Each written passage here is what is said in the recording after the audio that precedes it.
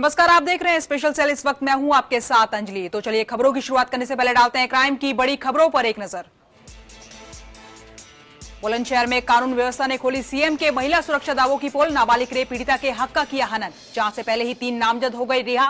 न्याय की गुहार लगा रही है पीड़िता। कानपुर में 3 साल की बच्ची के सामने गांव के दबंग ने की उसकी मां से रेप करने की कोशिश। नाकाम रहने पर जिंदा जलाने की कोशिश की। बांदा में 25 साल की महिला ने 4 महीने की बेटी को मौत की नींद सुलाने के बाद लगाई फांसी। पति ने कहा बदचलन थी महिला, तो महिला के भाई ने कहा दहेज के लिए जीजा ने ली मेरी बहन की जान।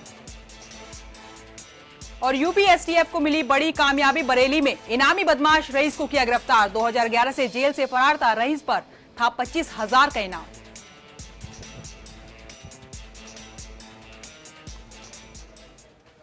चलिए स्पेशल सेल में सबसे पहले बात यूपी में महिलाओं के साथ हो रहे अत्याचार की। जी हां, प्रदेश की सरकार यूं तो महिलाओं की सुरक्षा को लेकर तमाम दावे कर रही है, लेकिन हकीकत कुछ और ही बयां कर रही है। जी हां, महिलाओं के साथ लगातार हो रहे अत्याचार ने सरकारी सुरक्षा योजनाओं के साथ साथ पुलिस की कार्यप्रणाली पर भी सवाल खड़े कर दिए हैं। बुलंदशहर में नाबालिग लड़की से बलात्कार की घटना के बाद जांच में जुटी पुलिस की कार्यशैली ने एक बार फिर अखिलेश सरकार के दामन को दागदार कर दिया है। आप भी देखिए लचर कानून व्यवस्था की एक और तस्वीर। अखिलेश सरकार में महिला सुरक्षा खतरे में दिखाई दे रही है। जहां रेप पीड़ित नाबालिग लड़की इंसाफ की लड़ाई लड़ रही है, लेकिन उसे महज ठोकर ही मिल रही है। ये मामला है बुलंदशहर का। 13 साल की लड़की को उसके घर से ही आरोपियों ने अगवा कर गैंग रेप किया, लेकिन जब पीड़ित लड़की इंसाफ के लिए पुलिस के पास पहुंची तो शुरुआती जांच के बाद पकड़े गए आरोपियों में से 3 को रिहा कर दिया गया, जबकि एक आरोपी के बयान पर पीड़ित लड़की के भाई को ही पुलिस ने नामजद कर जेल भेज दिया। इलाके में 4 लोग आए थे, किसी ने मुंह दबा, किसी ने हाथ पकड़े, वो ले गए मुझे उठाकर और क्या कहे मुझे जंगल में पटक दिए ले जाकर। फिर उन्होंने बेइज्जती की मेरी, उन 4 लोगों ने। लड़की की मां का कहना है कि आरोपी इलाके के दबंग हैं और पुलिस इनके दबाव में है। पीड़ित लड़की के मामा ने कहा कि उनके रिश्तेदारों को ही झूठे केस में पुलिस फंसा रही है। जीसान को नो कहती है मेरे भाई को, भतीजे को, कि इसने जुल्म किया है, कि इन्होंने नहीं किया इसने किया है। तो मेरा भतीजा मेरी बेटी से कैसे कर सकता है ऐसा। मैं बहुत ही हालत की हूँ। वो पैसे वाले हैं, पैसा उन्होंने ज़्यादा भर दिया है, मुझ पे पैसा है नहीं। खुदे की सब साठगांठ है, उनसे ये मिलकर सब खेल रचा जा रहा है। जो आरोपी हैं असल, उनके लिए छोड़ दिया गया और बेगुनाहों को इसमें फंसाने की साजिश रची जा रही है। उधर न्याय नहीं मिलता देख पीड़ित लड़की डीजीपी और महिला प्रकोष्ठ में अपनी शिकायत ले गई।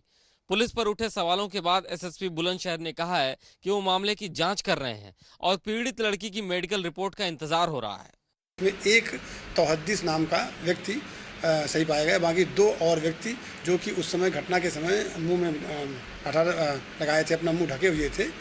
और ये अब अभी बाकी मेडिकल रिपोर्ट और अन्य 164 का बयान तथा अन्य प्रसिद्ध जन साक्ष्य और भी अन्य साक्ष्य जुटाए जा रहे हैं। जैसी जो बात सामने आएगी वैसी उसके अनुसार कार्रवाई की जाएगी। बुलंदशहर की ये घटना न्याय की आस में लगे लोगों के लिए एक झटका हो सकती है। इंसाफ नहीं मिला तो ये अखिलेश सरकार के लिए भी शर्मनाक है, क्योंकि खुद युवा मुख्यमंत्री का दावा है कि महिलाओं की सुरक्षा उनके लिए सबसे ऊपर है। अनूप कुमार, एपीएन, लखनऊ। बुलंदशहर के बाद अब बात करते हैं बांदा की, जहां एक 25 साल की नवविवाहिता ने अपनी 4 महीने की दुधमुई बच्ची के साथ अपनी जीवन लीला ही समाप्त कर ली। लेकिन पत्नी की मौत के बाद पति अपनी मृत पत्नी पर बदचलन होने का आरोप लगा रहा है, तो वहीं मृतिका का भाई ससुराल वालों पर बहन को मारने का आरोप लगा रहा है और पुलिस पोस्टमार्टम रिपोर्ट का इंतजार कर रही है। आप भी देखिए संदिग्ध मौत के पीछे की कहानी। मीना नाम की, जो किन्हीं कारणों से दोपहर में लगभग 4 बजे के आसपास उसे रस्सी से फंदा लगा करके आत्महत्या कर लिया है। इस क्रम में एक दुखद घटना और है कि उसकी 3 महीने की बच्ची थी, जो धूप में चारपाई पर लेटी हुई थी। कोई व्यक्ति वहाँ नहीं था, एकांत में घर था, वो भी धूप और प्यास की वजह से एक्सपायर हो गई। इसमें पंचायतनामा पोस्टमार्टम की कार्रवाई हुई है, आगे कार्रवाई की जाएगी।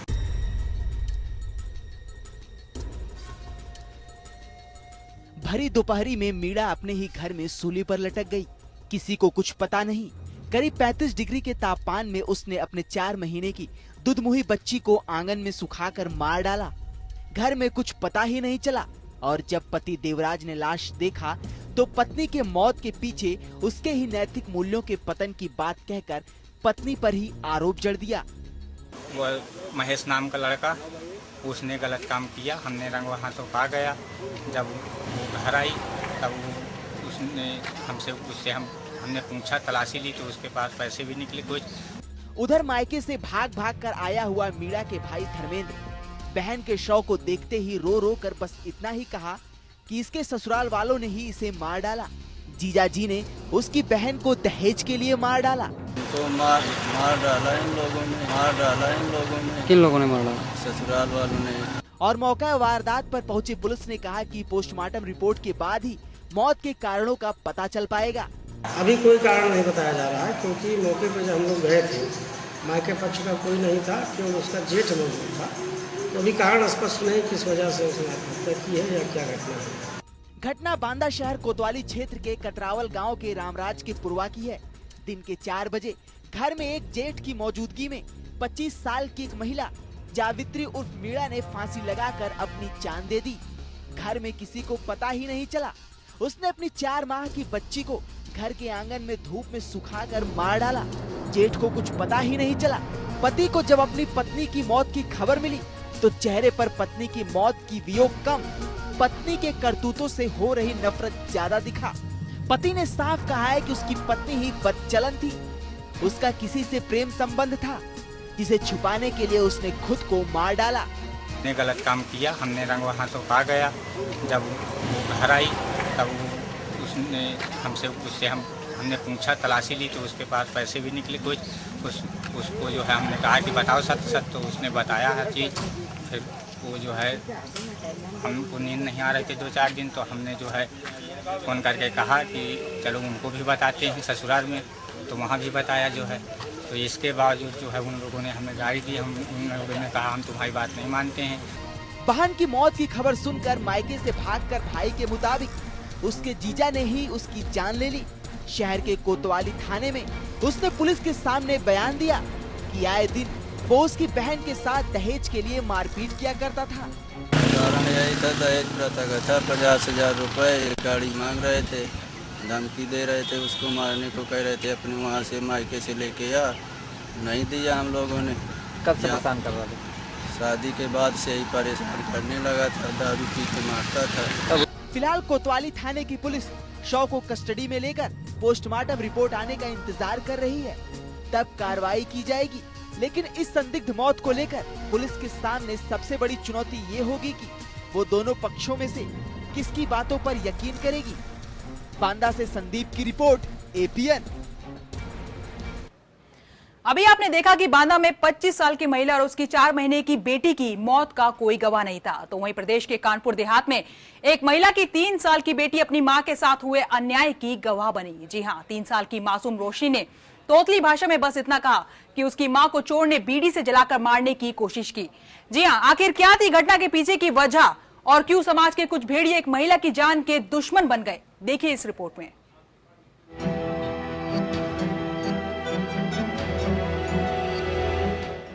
प्रदेश की सरकार एक ओर जहां महिलाओं के साथ हो रहे अत्याचार को लेकर मीडिया के सामने सजगतापूर्ण बात करती है, तो वहीं प्रदेश के दबंग लगातार अपराध को अंजाम देकर सरकार के सुरक्षा भरोसे को तोड़ने में कोई कसर नहीं छोड़ रहे। घटना उत्तर प्रदेश के कानपुर देहात की है, जहां एक 3 साल की मासूम बच्ची रोशनी अपनी मां के साथ हुई बर्बरता की एकमात्र गवाह बनी है। कैसे मारो तो सुना आपने, तोतली भाषा में मां के साथ हुई दरिंदगी को बयां कर रही है ये बच्ची। उस वक्त घर में अपनी मां के आंचल तले खुशहाली के सपने संजो रही थी कि तभी गांव के एक दबंग दिनेश ने आकर पहले तो रोशनी की मां की इज्जत तार तार करने की कोशिश की और कामयाब नहीं होने पर उसने बच्चे के सामने ही उसकी दुनिया लूटने की कोशिश की। लेकिन ये तो ऊपर वाले का रहम था कि बच्चे की दुनिया उजड़ने से बच गई। LLR अस्पताल में दर्द से करा रही पीड़िता निशा ने बताया कि पति घर से बाहर सब्जी लेने गए थे। इतने में दबंग दिनेश ने आकर पहले तो इज्जत लूटने की कोशिश की और नाकामयाबी मिलने के बाद पूरे शरीर पर मिट्टी का तेल डालकर मुझे मारने की कोशिश की। हम कटिया पे पड़े थे, एकदम आया, दारू पिए तो कुछ 20 साल आया एकदम ज़बरदस्ती करने लगा। हमने ढकेल दिया, ढकेल के हम बाहर भागे हल्ला मचाने। फिर हम जैसे बाहर को भागने किया, हमको वो पकड़ लिया, पकड़ के हमें गिरा दिया और हमें पर कुछ नहीं कर पाया। फिर इसको क्या छप्पर के हम गए नीचे ईटा डंडा उठावे तो हमें छप्पर के गिरा दिया, इसको मट्टी तेल दिख गया। तो कहा तुमको हम जानते मार डालेंगे मगर तुमको हम बचने नहीं देंगे। जाने कहा बगैर हमें दुश्मनी निकाल लीजिए, वो मट्टी तेल डाल के आगे लगा दिया। अधजली पीड़िता अस्पताल में दर्द से कराहते हुए जिंदगी और मौत की लड़ाई लड़ रही है। 3 साल की मासूम रोशनी अपनी मां के घर लौटने का इंतजार कर रही है। हर आने जाने वाले लोगों से मासूमियत भरी निगाहों से बस इतना पूछती है कि आखिर उसकी मां कब वापस ठीक होकर घर लौट आएगी। ऐसे में सवाल उठता है कि आखिरकार सरकार प्रदेश में बढ़ते अपराध को नियंत्रित करने के लिए कोई ठोस कदम क्यों नहीं उठाती? क्यों सरेआम दिन दहाड़े एक महिला के साथ गांव के एक दबंग पहले तो रेप का प्रयास करता है और फिर उसे जलाकर मारने की कोशिश भी करता है और शहर की पुलिस हाथ पर हाथ धरकर तमाशा देखती है और आरोपी पुलिस की गिरफ्त से बाहर दरिंदगी की नई योजना बना रहा होता है। कानपुर देहात से शिवा शर्मा की रिपोर्ट, एपीएन। जी हां, प्रदेश में जहां लगातार महिलाओं के साथ अत्याचार बढ़ रहे हैं, वहीं अगर बात करें यूपी पुलिस की प्रशासन व्यवस्था की, जिस पर प्रदेश की कानून व्यवस्था को ठीक ढंग से चलाने की जिम्मेदारी होती है, लेकिन क्या हो जब प्रशासन अपनी जिम्मेदारी छोड़ दबंगई दिखाने में ज्यादा भरोसा रखती हो। जी हां, कृष्ण की नगरी में एक दारोगा कंस बन गया और बिना किसी सूचना के कई दुकानों में तोड़फोड़ तक कर डाली। दारोगा की दबंगई, सरे बाजार दुकानदार को पीटा। मथुरा में बरपा खाकी का कहर, वर्दी वाला गुंडा हुआ बेलगाम। मथुरा में खाकी का कहर टूटा है। वर्दी के पावर में चूर एक पुलिस वाले ने अपना बेरहम चेहरा दिखाया है। मामला अतिक्रमण हटाने का था।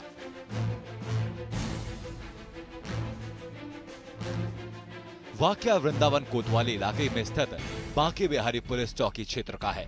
पुलिस बिना बताए वहां पहुंची और दुकानदार के सामान को जबरदस्ती हटाने की कोशिश की। इस पर राजेश नाम के युवक ने आपत्ति जताई। बस फिर क्या था, अपने आगे किसी को कुछ नहीं समझने वाले पुलिस वाले आपे से बाहर हो गए। वो बलपूर्वक सामान हटाने में जुट गए। इस क्रम में जब मिठाई विक्रेता अनुराग ने कुछ कहने की हिमाकत की तो पुलिस की गाज उस पर भी गिरी। पुलिस ने सरे बाजार उसको जमकर पीटा। आज हमने व्यापारियों ने जो प्रदर्शन किया है ये पुलिस प्रशासन के खिलाफ किया है। हमारे बांके बिहारी पुलिस चौकी के इंचार्ज श्री राजीव सिंह जी ने आज जो बदतमीजी व्यापारियों के साथ में की है ये उसके विरोध में आज वो प्रदर्शन किया है। हमारे राजीव जी मार्केट में अतिक्रमण हटाने के लिए गए थे। उन्होंने किसी भी व्यापारियों को चेतावनी न देते हुए उन्होंने तत्काल सामान उठा के फेंकना चालू कर दिया। उन्होंने टेबलों को फेंककर सामान को नुकसान किया। किसी व्यापारी ने उनकी बात का विरोध किया तो उस व्यापारी के साथ में मारपीट उन्होंने की। ये मेरे पास में आए न मुझसे एक सेकंड उन्होंने कहा कि सामान हटाओ। आते ही सीधा मेरा सामान उठा के फेंक दिया। मैंने कहा सर ये क्या बदतमीजी है, आप तरीके से ही बोल सकते हैं। तो आकर के सीधे माँ बहन की गाली दी मुझे और कह दिया इसको खींच करके मैं टी शर्ट फाड़ दी कि चलो तो इसको चौकी में बंद करता हूँ। मैं सर कर दो बंद। अब बताइए गुंडागिरी नहीं कर रहे हैं। पुलिस के इस बेरहम चेहरे को देखकर लोगों के सब्र का बांध टूट पड़ा और वो आक्रोशित हो उठे। उन्होंने तुरंत बाजार बंद कर पुलिस के खिलाफ नारेबाजी शुरू कर दी। विरोध प्रदर्शन को बढ़ता देखकर पुलिसकर्मी बैकफुट पर आ गए और आनन फानन में उच्च अधिकारियों को व्यापारियों के इस विरोध प्रदर्शन की जानकारी दी। व्यापारियों के लामबंद होने के मौके पर पहुंचे जनप्रतिनिधियों और पुलिस के आला अधिकारियों ने आक्रोशित व्यापारियों को इस आश्वासन के साथ शांत कराया कि अगले 72 घंटे में जांच कर आरोपी पुलिसकर्मियों के खिलाफ सख्त विभागीय कार्रवाई की जाएगी। एक व्यापारी ने आरोप लगाया कि उसके साथ चौकी इंचार्ज ने अभद्रता की और जो सूचना मिली कि व्यापारियों ने दुकानें बंद की। वर्तमान में दुकानें खुल चुकी हैं। मामला जांच किया जा रहा, मामले में जांच की जा रही है कि एक्चुअली वहां पर क्या हुआ था और यह भी थानाध्यक्ष को निर्देश दिए जा रहे हैं कि वहां पे किसी भी प्रकार का अतिक्रमण न हो और अतिक्रमण हटाते समय प्रॉपर उसकी वीडियोग्राफी हो, जिससे कि इस तरह की घटनाएं भविष्य में न हो। मथुरा की इस घटना ने जहां पुलिस के सारे दावों की पोल खोल कर रख दी है, तो वहीं बेलगाम वर्दी के सितम को भी सामने लाकर रखा है। सवाल ये है कि इस मामले में कब जागेगी सरकार और कब पुलिस पर नकेल कसी जाएगी। हरेंद्र चौधरी, APN। आखिर क्यों रची दो दोस्तों ने अपने ही दोस्त को मारने की साजिश, दिखाएंगे इस ब्रेक के बाद।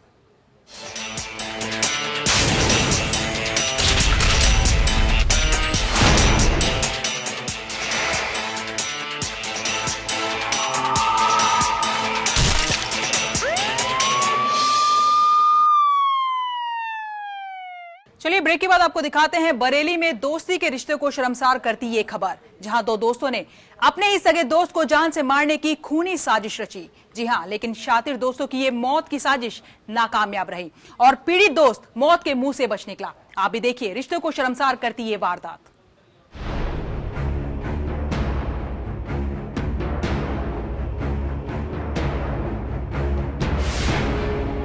कहते हैं दोस्ती तो ऐसा रिश्ता होता है जिसमें तेरा गम मेरा गम और मेरा तेरा गम बन जाता है। लेकिन बरेली के किला थाना क्षेत्र गांव मिलक रोठा के दो दोस्तों ने जो अपने ही दोस्त के साथ किया, वो दोस्ती के रिश्ते को दागदार करने के लिए काफी है।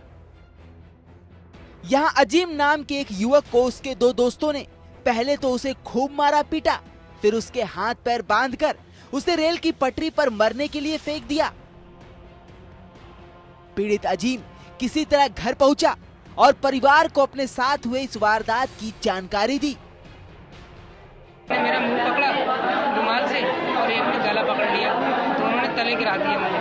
मैं इनसे कहता रहा भाई छोड़ मेरी क्या गलती, मैं तुम्हारा क्या बिगाड़ा है, लेकिन इन लोगों ने मेरी एक नहीं सुनी, मेरा गला पकड़ तले गिरा दिया। मैं हाथ पैर चलाता रहा, चीखता रहा, जब तक मुझे होश था मैं हाथ पैर चलाता रहा। उसके बाद मुझे कुछ पता नहीं। जब मुझे होश आया तो ट्रेन आधा किलोमीटर दूर थी और मैं कर्रा रहा था। जब मैंने पलटा लिया वैसे ट्रेन आ गई।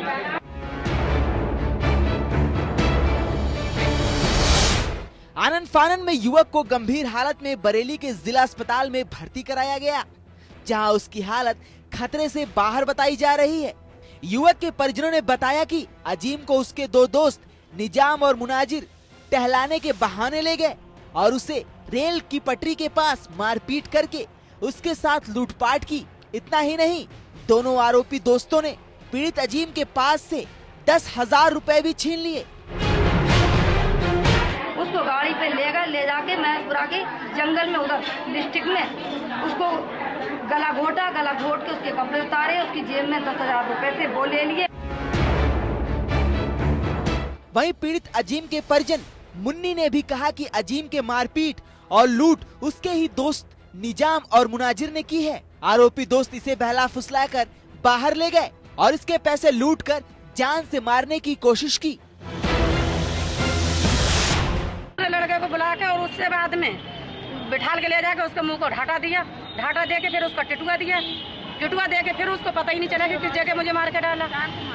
चाकू मारा उसको, जंघे से खोया फाड़ दिया, खोया फाड़ के और उसे लाइन पे डाल दिया। जब उसे होश में आया, जब उन्हें पलथे में लेके जब बच्चा भागा है तो होश में जब गिरता फिरता तो घर को आया। वारदात के बाद पूरे इलाके में सनसनी फैल गई, लेकिन पुलिस इस पूरे मामले में चुप्पी साध ली। परिजनों का आरोप है कि अगर शिकायत पर सही सुनवाई नहीं हुई तो सिटी एसपी राजीव मल्होत्रा के दफ्तर का घेराव कर उचित न्याय दिलाने की मांग करेंगे। इतना ही नहीं, परिवार का ये भी कहना है कि यहाँ की पुलिस ने आरोपियों के साथ साठ-गांठ कर ली है, इसलिए इस मामले की सुनवाई नहीं हो पा रही है। ऐसे में सवाल उठता है कि आखिर प्रदेश की पुलिस पीड़िता के बयान के आधार पर आरोपी दोस्तों के खिलाफ कार्रवाई करने से क्यों भाग रही है? क्या पुलिस अपनी जिम्मेदारियों से भाग रही है या फिर सचमुच आरोपियों के साथ किसी तरह की मिली भगत कर ली है? बरेली से भीम मनोहर की रिपोर्ट, APN। चलिए अब आपको दिखाते हैं एक ऐसा खौफनाक अपराधी जिस पर 25,000 रुपए का इनाम घोषित है और जो लगातार 4 सालों से पुलिस की आंखों में धूल झोंक रहा है। जी हां, लेकिन यूपी एसटीएफ ने बरेली से इस इनामी अपराधी को गिरफ्तार करने में सफलता हासिल की है। देखिए रिपोर्ट।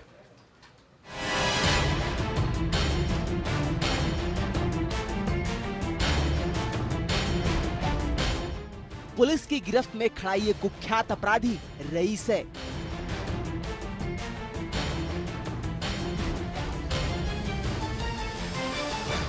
इस पर यूपी के कई जिलों में गंभीर धाराओं में मुकदमे दर्ज हैं। एसटीएफ ने रईस को इज्जत नगर इलाके से गिरफ्तार किया है। इस पर 25,000 का इनाम भी था। रईस ने 2006 में बिजनौर में हत्या की वारदात को अंजाम दिया था, जिसके बाद इसे आजीवन कारावास की सजा हुई थी। कुछ दिनों से हमें सूचना मिल रही थी इसके मतलब सक्रिय होने की। अभी से पूछताछ में जो चीज मालूम चली, ये घर बदल के रहता था। इसके करीब 3 घर थे बिजनौर जिले में। खैर इसे पकड़ा गया, चूंकि ये वांछित था। पकड़ा एसटीएफ ने स्पेशल टास्क फोर्स ने, और इसको हम लोगों ने दाखिला किया है। अब इसको जेल भेजेंगे, इसका रिमांड लेंगे। इस पे 10,000 का इनाम था, बाद में बढ़कर 25,000 रुपये का इनाम हो गया था। तो ये बहुत अच्छा कार्य हुआ है, एसटीएफ ने बहुत ही सराहनीय कार्य किया है। बिजनौर का रहने वाला अपराधी रईस बरेली के सेंट्रल जेल में बंद था, लेकिन साल 2011 में रईस जेल की दीवार फांदकर फरार हो गया था। सबसे चौंकाने वाली बात यह है कि जिस इज्जत नगर थाने में इसके खिलाफ मुकदमा दर्ज था, वहां की पुलिस 4 सालों में अपराधी रईस को गिरफ्तार नहीं कर सकी। वहीं एसटीएफ ने उसे गिरफ्तार कर लिया, जिसके कारण इज्जत नगर पुलिस पर सवाल या निशान लग रहे हैं। बरेली से भीम मनोहर की रिपोर्ट, एपीएन। स्पेशल सेल में अब बात पड़ोसी राज्य झारखंड की, जहां कोडरमा पुलिस को एक बड़ी सफलता हाथ लगी है। बीते 24 जून को होली फैमिली अस्पताल से लापता हुए नवजात बच्चे को पुलिस ने सकुशल बरामद कर लिया है। देखिए क्या है पूरा मामला इस रिपोर्ट में।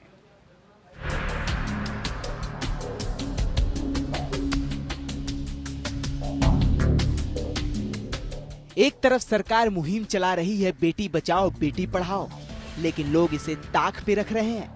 मामला कोडरमा थाना क्षेत्र के होली फैमिली हॉस्पिटल से चोरी हुए नवजात बच्चे का है, जहां बेटे की चाहत ने एक महिला को चोर बना दिया।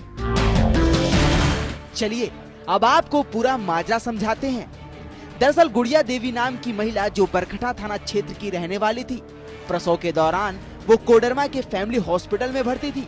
लगातार हो रही बेटियों से उसके घर वाले परेशान थे, और इस बार भी गुड़िया ने एक बेटी को जन्म दिया, जिसके बाद उसकी सास ने पास ही के बेड पर प्रसव के दौरान आई संजू देवी, जिसने एक बेटे को जन्म दिया था, उसके बेटे को चुराकर अपने साथ ले गई।